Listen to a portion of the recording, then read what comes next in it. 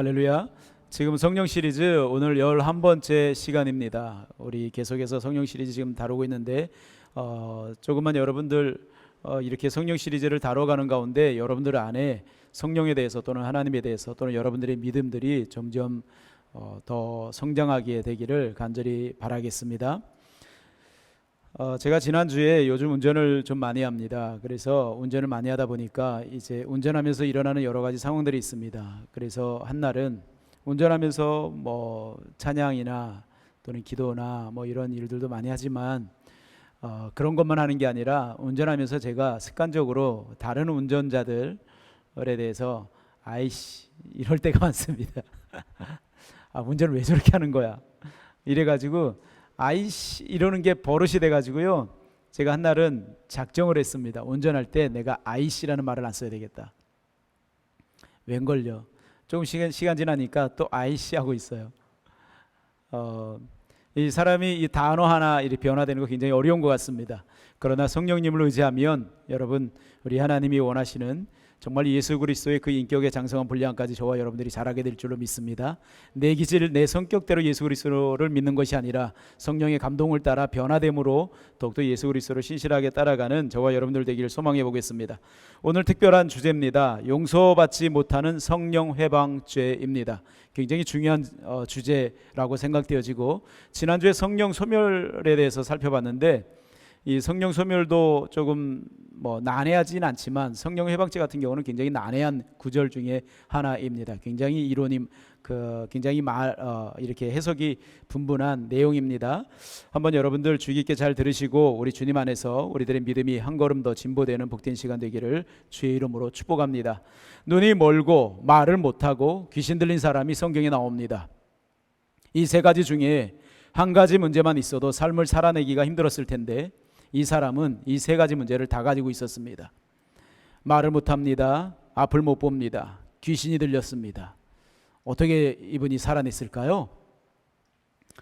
여러분, 이 사람을 예수님께서 고치십니다. 그런데 그때 그 모습을 보고 바리새인들이 비방을 합니다. 귀신의 왕 바알세볼을 힘입어서 한 것이라고 비난을 합니다.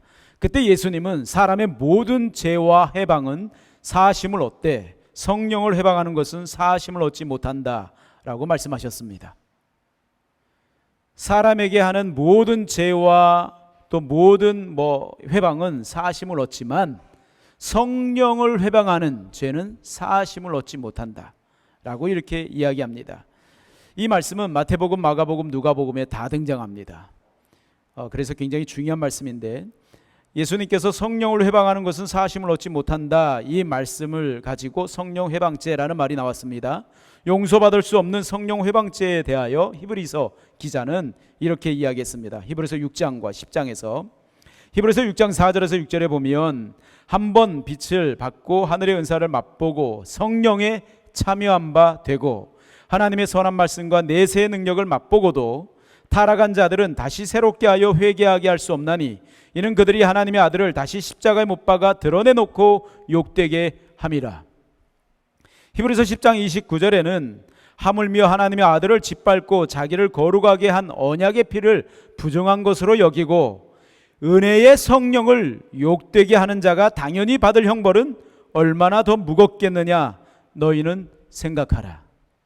은혜의 성령, 이 은혜의 성령을 욕되게 하는 자가 당연히 받을 형벌, 이렇게 이야기합니다. 요한일서 5장 16절에는 사망에 이르는 죄가 있다라고 말씀합니다. 사망에 이르는 죄, 누구든지 형제가 사망에 이르지 아니하는 죄 범하는 것을 보거든 구하라. 그리하면 사망에 이르지 아니하는 범죄자들을 위하여 그에게 생명을 주시리라. 사망에 이르는 죄가 있으니 이에 관하여 나는 구하라 하지 않노라. 사망에 이르는 죄가 있다. 기도해도 되지 않는 이 사망에 이르는 죄가 있다라고 이야기합니다. 히브리서 저자가 말한 다시 새롭게 될 수 없는 죄와 은혜의 성령을 욕되게 하는 죄와 사도 요한이 말한 사망에 이르는 죄 모두 다 동일한 죄입니다. 예수님이 말씀하신 성령 회방죄입니다. 성령 회방죄란 무엇인지 오늘 짧게 한번 같이 생각해 보겠습니다. 첫째로, 구원받은 성도의 죄가 아닙니다. 굉장히 안심이 되죠. 구원받은 성도가 지을 수 있는 죄가 아닙니다. 한번 따라서 합시다. 구원받은 성도가 지을 수 있는 죄가 아닙니다. 우리가 죄를 짓는 것보다 더 무서운 것이 있습니다. 죄 짓는 것보다 더 무서운 것이 있습니다. 죄책감입니다. 사탄이 죄 짓게 하는 목적, 단순하게 죄 짓게 하는 데만, 우리가 죄 가운데 살게 하는 데만 목적이 있는 것이 아니라 그 죄를 짓게 함으로 느끼게 되는 어떤 감정들, 사단이 가지고 있는 목적입니다. 그래서 죄책감이라는 것이 잘못이나 과오나 범죄나 죄에 대한 책임 때문에 갖게 되는 빚졌다는 느낌, 언어학적으로 이런 뜻이 있습니다. 잘못이나 과오나 범죄나 죄에 대한 책임 때문에 갖게 되는 빚졌다는 느낌입니다. 이런 감정적인 느낌은 자신을 겸손하게 하고 다른 사람의 실수나 허물에 대해서 좀 관용적인 이런 사람이 됩니다. 죄를 멀리하는 데 도움도 됩니다. 그러나 이것을 가지고 사탄이 역사를 하면 자신이 죄를 회개했음에도 불구하고 용서받음에 대한 확신이 없습니다. 그 결과 자신은 하나님이 사랑하지 않는다라고 생각합니다. 하나님이 나를 사랑하지 않으셔. 나 같은 사람은 하나님의 일을 할 자격이 없어.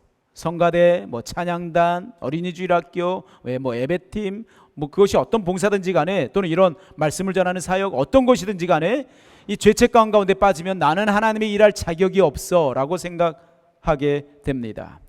또한 하나님은 나의 기도 같은 것에 대해서, 내가 기도하는 것에 대해서 하나님은 관심도 안 갖고 응답도 하지 않으실 거야. 하나님은 또 내 마음의 상처도 별 관심이 없으셔. 나의 일상적인 삶 가운데도 나의 문제에도 하나님은 관심이 없으실 거야. 나는 이런 삶을 살아왔으니까 라고 이런 생각들을 하게 된다 이 말입니다. 이런 식으로 자신을 영적으로 방치된 상태에 놓아버리게 하는 것이 사탄의 목적입니다. 그러나 예수님의 십자가는 항상 저와 여러분들 향해서 외칩니다. 괜찮다고, 괜찮다고, 오라고, 괜찮다고 외칩니다. 어떤 목사님이 하나님 앞에서 또는 사람들과 관계 속에서 큰 죄악을 범했습니다. 그리고 이 목사님이 하나님 앞에서 도무지 양심상 주의를 한다는 것이 마음에 걸려가지고 이 주의를 못할 것 같은, 내가 같은 사람이 어떻게 주의를 할 수 있겠어, 이래가지고 주의를 못할 것 같은 상황 가운데 들어가서 이분이 장기 금식에 들어갔습니다. 장기 금식에 들어간 이유가 뭘까요? 예수 그리스도의 십자가 앞으로 자신의 죄를 가지고 나가서 회개하면 하나님이 용서해 주시고 받아주시는데, 거기다 플러스 회개 용서까지 해놓고 장기 금식을 들어갑니다. 하나님, 이런 내가, 이런 나라도 하나님 앞에서 내가 쓰임받을 수 있을까요? 내가 주의를 해도 될까요? 이런 마음으로 금식하며 나갑니다. 그래서 이분이 어떤 일까지 하게 되냐면 자기가 아는 선배 목사님한테 상담까지 합니다. 목사인데 그 죄책감 때문에 상담까지 합니다. 이런 내가 주의를 해도 될까요? 회개했습니다. 금식 기도도 했습니다. 금식 기도도 하루 이틀이 아니라 장기 금식을 했습니다. 그런데도 마음의 짐이 놓이지 않아서, 죄책감이 해결되지 않아서 아는 선배 목사님한테 가서 물어봅니다. 이런 내가 주의를 할 수 있을까요? 그 선배 목사님이 뭐라고 그러셨을까요? 할 수 있다고. 예수 그리스도의 십자가 앞에 나가면 모든 죄 사함 받는다고. 그래서 주를 위해 살 수 있다고. 여러분, 놀라웠게 성경에 보면 아론 제사장이 나오죠. 아론은 대제사장입니다. 아론은 대제사장인데 이 아론이 어떤 사람인지 알아요? 우상 숭배했던 사람입니다. 아론은 우상 숭배했던 사람입니다. 금송아지를 만들어가지고 금송아지를 세워놓고 이게 여호와다라고 말했던 사람입니다. 제가 만약에 금송아지를 만들어가지고 여기다 딱 세워놓고 여러분들에게 하나님이다 찬양하십시오 하면 여러분들 어떻게 반응하겠어요? 근데 이스라엘 백성들은 그렇게 반응했습니다. 금송아지 앞에서 같이 뛰고 뛰놀면서 찬양하고 예배하고 했습니다. 그것을 하나님이라고 했습니다. 여호와라고 했습니다. 그런데 그런 죄를 지었던 사람을 하나님께서 품어주시고 대제사장으로 삼아주십니다. 그것뿐입니까? 그 아론의 계열이 전부 다 제사장의 계열이 되지 않습니까? 여러분, 사단은 우리를 죄짓게 하는 데 목적이 있는 것이 아니라 죄책감 가운데 살면서 하나님 앞에서 아무것도 못하는 그런 존재로 만들어가는 것, 이것이 사단의 죄짓게 하는 목적입니다. 회개했으면 됐습니다. 예수 그리스도의 보혈이면 충분합니다. 금식 기도요? 다른 사람한테 가서 상담한다고요? 상담한다고 죄의 문제가 해결되고 금식한다고 죄의 문제가 해결된다면 여러분 예수님 십자가에 왜 못 박힙니까? 예수님의 십자가면 충분합니다. 아멘. 저와 여러분들이 이 세상 가운데 살아오면서 지었던 모든 죄, 앞으로 살면서 지을 모든 죄, 어떤 죄든지 간에 예수 그리스도의 십자가면 충분하고 예수 그리스도의 보혈이면 충분합니다. 여러분들이 진실되게 회개했다면 다 용서했습니다. 그것 때문에 하나님 앞에 회개할 필요 없습니다. 용서받기 위해서 회개할 필요 없습니다. 예수님께서 괜찮다라고 말씀하십니다. 내게 오라고 말씀하십니다. 나의 보혈이면 충분하다라고 말씀하십니다. 세례 요한은 예수님을 소개할 때 세상 죄를 지고 가는 하나님의 어린 양이라고 소개했습니다. 예수님은 우리들의 모든 죄를 짊어지시고 십자가에서 죽으셨습니다.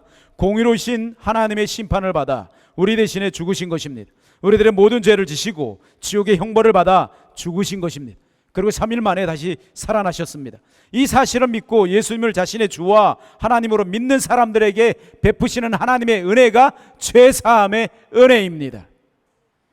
예수님을 믿는 사람들에게 우리 하나님이 얼마나 놀라운 말씀들 하셨냐면 이미 사망에서 생명으로 옮겨진 자들이라고 말씀하십니다. 한번 따라서 합시다. 이미 사망에서 생명으로 옮겨진 자들. 할렐루야. 이 말이 여러분 얼마나 멋진 말입니까? 이 말이 여러분 얼마나 위대한 말입니까? 요한복음 5장 24절에 보면 내가 진실로 진실로 너에게 이르노니 내 말을 듣고 또 나 보내신 이를 믿는 자는 영생을 얻었고 심판에 이르지 아니하나니 사망에서 생명으로 옮겼느니라. 아멘. 나를 믿는 자 누구든지 이미 영생을 얻었다. 이미 심판에 이르지 아니한, 미래는 이제 심판에 이르지 아니한다. 그래, 과거의 사망에서 생명으로 옮겨졌다. 이미 저와 여러분들은, 할렐루야, 영원한 생명을 주셨다는 말은 한마디로 이야기하면 취소 불가 이 말입니다. 영원한 생명을 주셨다 이 말은 취소 불가입니다. 그래야 영생이죠. 마음에 들면 줬다가 마음에 안 들면 빼앗고 이러시는 우리 하나님이 아닙니다. 마음에 들면 줬다가, 아침에는 줬다가 하루 동안 산 모습 보니까 저녁에는 마음에 안 들어 다시 뺐고, 회개하면 다시 줬다가 그리고 다시 빼앗고, 안 되겠다, 너 도무지 안 되겠다, 내놔. 그 영원한 생명, 영생의 생명 내놔. 죄사함 취소야. 우리 하나님께서 그렇게 말씀하신다면 여러분, 우리들의 구원받은 상태라는 것이나 영원한 생명이라는 것이 얼마나 불완전하고 불안하겠습니까? 예수님을 진심으로 믿는다면 죄사함 받았습니다. 영생을 받았고 천국의 삶을 약속받았습니다. 그러므로 믿는 자에게는 성령 회방죄란 있을 수 없습니다. 로마서 8장 1절 2절에 보면 그러므로 이제 그리스도 예수 안에 있는 자에게는 결코 정죄함이 없나니, 할렐루야, 이는 그리스도 예수 안에 있는 생명의 법이 죄와 사망의 법에서 너를 해방하여 씀이라. 아멘. 할렐루야. 우리 하나님 앞에 감사의 영광의 박수를.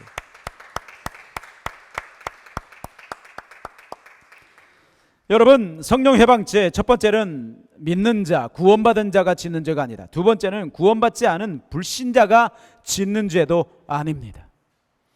구원받지 않은 불신자가 짓는 죄도 아닙니다. 예수님을 믿지 않고 사는 사람들이나 이 세상을 예수님을 믿지 않고 이 세상을 살고 있거나 또는 예수님을 믿지 않은 상태에서 이 세상을 떠난 사람들은 말 그대로 자신의 모든 죄를 자신이 직접 담당해야 됩니다. 자신이 지었던 모든 죄를 자신이 직접 감당해야 합니다. 그런 의미에서 성령 회방죄를 불신자들이 짓는 죄라고 따로 구분해서 이야기할 필요가 없습니다. 만약에 성령 회방죄를 불신자들이 짓는 죄라고 하기엔 무리가 있어 보입니다. 여러분, 예수 그리스도를 믿지 않는 사람들이 성령을 어떻게 알아서 성령을 회방하겠습니까? 그러므로 그런 의미에서 성령 회방죄는 불신자들이 짓는 죄라고 하기엔 무리가 있고요, 불신자들은 그렇게 죄를 따로 구분할 필요가 없습니다. 성령 회방죄라는 것은 중요합니다. 히브리서 저자의 표현을 빌리자면 한 번 비침을 얻고 하늘의 은사를 맛본 사람, 하나님의 선한 말씀과 내세 능력을 맛본 사람입니다. 성령 해방죄를 지을 수 있는 사람이요, 예수님을 모르는 사람이 아니고 상당한 시간 동안 교회 생활을 했던 사람, 성경 공부를 했던 사람 가운데 어떤 이들이 짓는 죄가 성령 해방죄입니다. 예수님께서 교회 안에 알곡과 가라지가 있다라고 말씀하셨습니다. 예수님께서 교회 안에 알곡과 가라지가 있다라고 말씀하셨습니다. 자랄 때는 비슷비슷해서 무엇이 알곡인지 무엇이 가라지인지 잘 모릅니다. 그러나 다 자라고 나면 어떤 것이 알곡이고 어떤 것이 가라지인지 알게 되는데, 이게 교회 안에 있다. 마태복음 13장 30절에 둘 다 추수 때까지 함께 자라게 두라. 추수 때에 내가 추수꾼들에게 말하기를 가라지는 먼저 거두어 불사르게 단으로 묶고 곡식은 모아 내 곡간에 넣으라 하리라. 알곡 같지만 가라지가 있습니다. 가라지도 기도하고 가라지도 성경 공부하고 가라지도 이렇게 예배하고 가라지도 헌금하고 가라지도 봉사합니다. 실제는 참 성도가 아닙니다. 자신이 성도라고 착각할 뿐이죠. 실제는 성도가 아닙니다. 자신이 성도라고 착각하고 있는 것뿐이다 이 말입니다. 머리로는 배워서 무엇이 진리고 무엇이 하나님이 기뻐하시고 싫어하시는 일인지 압니다. 한마디로 성령 하나님이 기뻐하시는 것과 싫어하시는 것을 분별할 수 있습니다.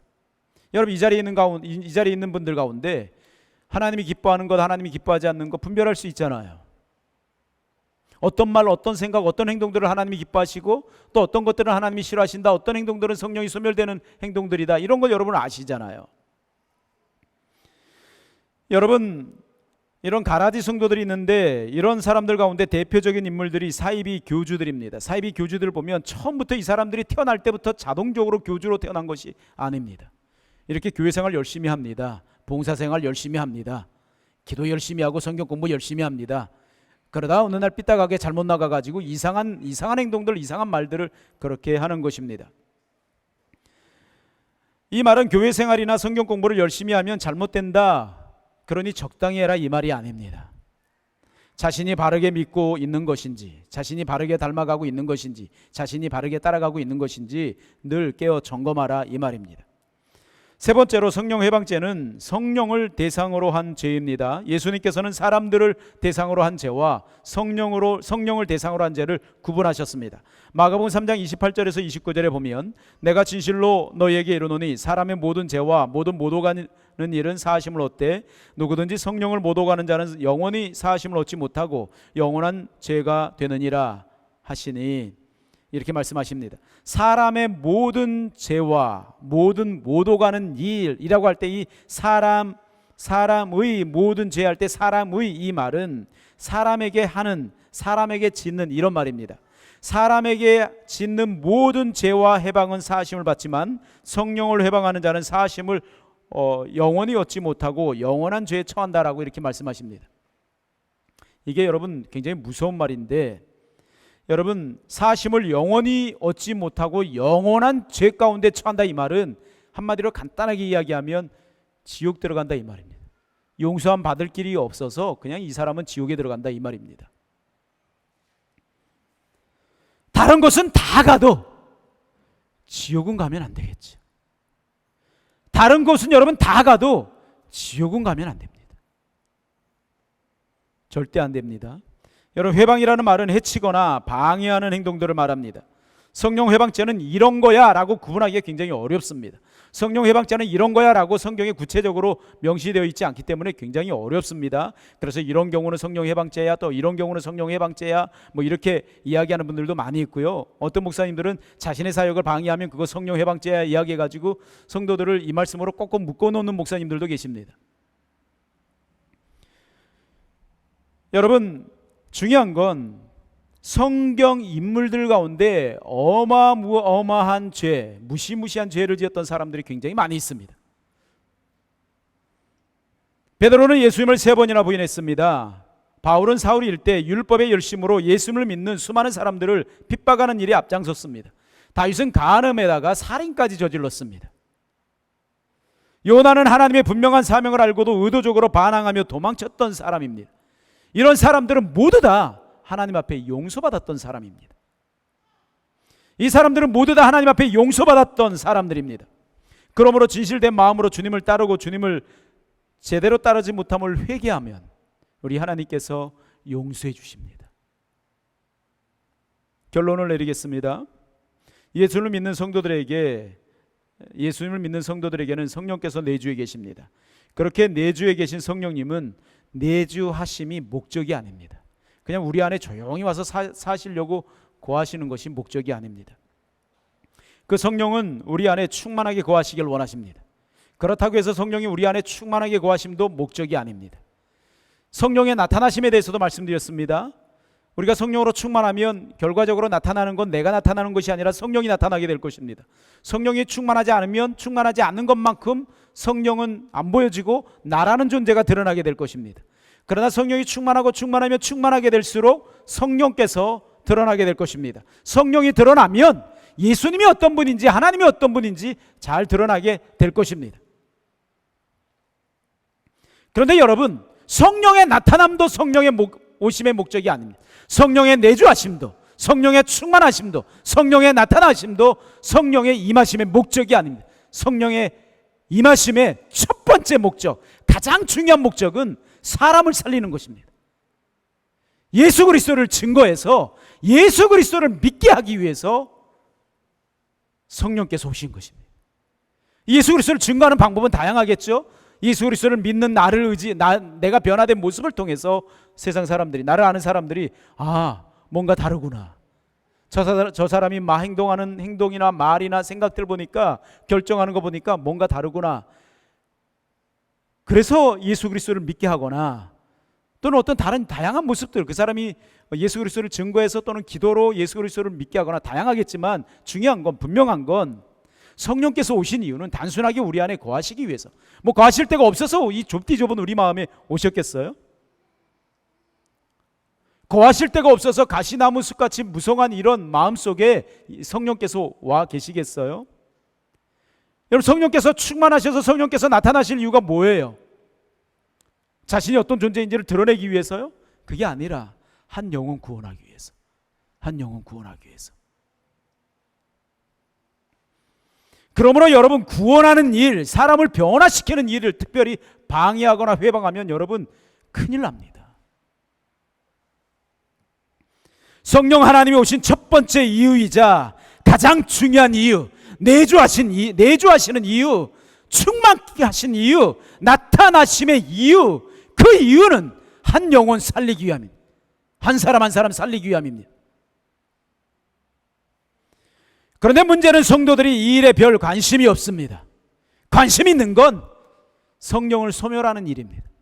성령을 소멸하는 일에는 아주 열심입니다. 앞장섭니다. 성령을 소멸하는 데 대장입니다. 날마다 자기를 부인하고 나를 따르라고 하셨음에도 그분의 제자들은 자기를 부인하는 것이 아닌 날마다 성령의 감동을 부인하고 성령을 슬프게 하고 성령을 괴롭히는 일들을 자신도 모르게 합니다.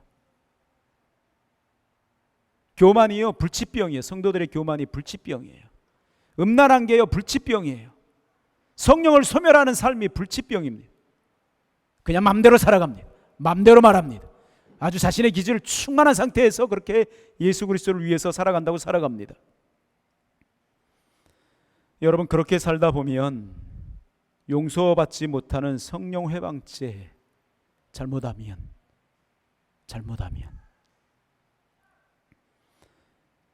어쩌면 우리들은 알곡이라고 착각하고 있는 것은 아닌지. 나 알곡이야. 자신이 가라지라고 한 번도 생각해 보지 않고 뻔뻔하게 예수 그리스도를 믿고 그렇게 살아가고 있는 건 아닌지. 여러분, 죄를 하나도 짓지 말라는 말이 아닙니다. 정말 진실되게. 저는 매 예배 때마다 하나님 앞에 같이 여는 예배하면서 나누는 말씀이 히브리서에 있는 말씀이잖아요. 히브리서 10장에 있는 19절 20절 말씀. 그러므로 형제들아, 우리가 예수의 피를 힘입어 성소에 들어갈 담력을 얻었나니. 이거 외에 없어요. 그런데 어떻게 교만하고, 그런데 어떻게 회개를 하지 아니하고, 또는 회개했다고 해서 어떻게 자유하지 못하고 그렇게 살아갈 수가 있어요. 자신의 육체를 휘장처럼 찢으셔서 하나님께로 나아갈 수 있는 길을 열어놓으셨는데, 죄 짓는 거 좋아요. 내 기질 내 마음껏 살아가는 거 좋아요. 그렇게 살았다면 예수 그리스도의 십자가 앞에 그대로 나아가세요. 예수 그리스도의 보혈을 의지하세요. 부인되지 않는 나의 자아를 내려놓고 하나님 앞에 철저하게 회개하세요. 그리고 겸손하게 성령 의지하세요. 저 오늘도 올라오면서 성령 의지하면서 올라왔어요. 아이씨 하나도 고치지 못하는 존재가 인간인데 어떻게 여러분 그런 큰 죄들을 이길 수 있겠어요? 하나님 앞에 철저하게 회개하고, 철저하게 예수 그리스도의 보혈을 의지하고, 철저하게 성령을 의지하고, 그러면 여러분 성령 해방죄까지 빠지진 않을 수 있어요. 그러나 만약에 교회 다니는데 회개하지 아니하고, 예수 그리스도의 보혈을 의지 아니하고, 그 보혈 안에서 자유함을 누리지 아니하고, 성령 의지하지 않고 나가다 보면 나도 모르게 정말 하나님의 은혜로 저와 여러분들이 이 자리까지 온 것이지요.